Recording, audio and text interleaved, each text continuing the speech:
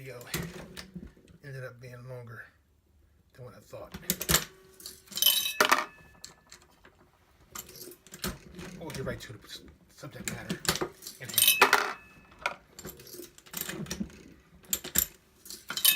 This video going up too long. Okay. As you see, I'm fascinated by this system. I've been messing with this thing, thinking about what the engineers was thinking, and in my opinion, I think it was brilliant what they thought.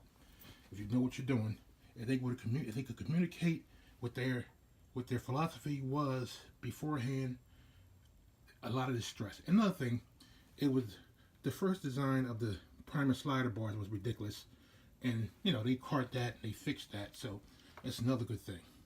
I mean, the old primer slider bars were where you didn't have to really have it even jam up, because the way it was made so flimsy, it would have broke on you regardless. Because I've seen some. I seen another guy on YouTube and he didn't do anything wrong, and the damn thing broke. He didn't have a jam up and it broke. When I first got the 5 had the old primer sliders, and I broke them immediately. I broke the first one immediately, and then I broke later on when I converted it to a 7.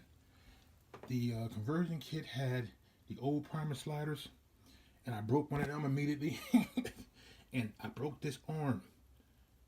That's why I know more about this indexing arm now. I broke this indexing arm almost immediately. I broke it because I was thinking Hornady in my head. So when it jammed up, I wasn't paying no attention. I was like, okay, it jammed, so I don't care. I was doing more forcing it to move forward than letting it smoothly do it itself. So I didn't understand the system, and it was me. I bent, and when I bent it back a little bit and it started working again, but eventually it broke. Because another thing, the reason why it started bending after that first bend I put into it to fix it is because I didn't understand this ejection spring, and I would get shells jammed up in here all the time because the book does not explain the proper way to put this shell ejection spring in the right position to eject the shell all the time. It doesn't tell you anything but how high you want it from the shell plate, which is ridiculous because you ain't gonna measure it. So, you know, so what I do with that, I showed you before, I use one of these tie downs, these little ties here. I take that very edge right there, to the very edge of that one of these ties, this one of these zip ties, and I stick it under that ejection spring where I'm locking it down, and that gives me the height I need. Because ain't no way in the world you're gonna be able to tell whether or not your spring is 0.030 from the shell. That's ridiculous. So, you know, so since when I did that, I started experimenting with that when the ejection arm broke on me. But I started thinking, if I can't make this work, then this system is no good. I'm going to have to chuck this into a corner or something. I don't know what I'm going to be able to do with this thing. Because this is not going to work if this thing is jamming up with shells. The shells is jamming up my system. I'm never going to make this little indexer arm work. Because the point of this is to keep this system from jamming, period. And to catch the jam before it jams. So when I figured this out, when this index arm was broken, I was waiting for a new one. Because I was indexing it and I was saying, you know, I got to fix this. I got to figure this out. So I saw online one guy talk about how he made the case ejector arm longer. He didn't talk about how to set it up. He was just telling how he made it longer and how it worked for him. So I figured, look, if I make it longer and I have it touching directly behind the case, that should do it. That should fix the issue. And I did that, and I started manually indexing this thing with my finger, and it kept working. And I said, well, there you go. That solves that problem. So that's why the first one I had broke, actually, because the shell would get jammed here. I would bring it down, and the shell would jam up, and it would break.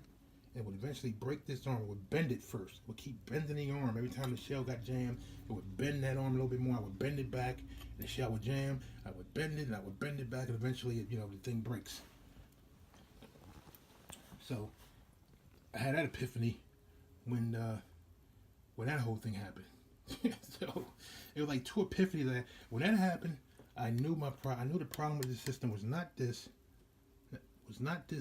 indexer, but the shell plate ejection spring was not ejecting my cases each and every time like it's doing now. All right.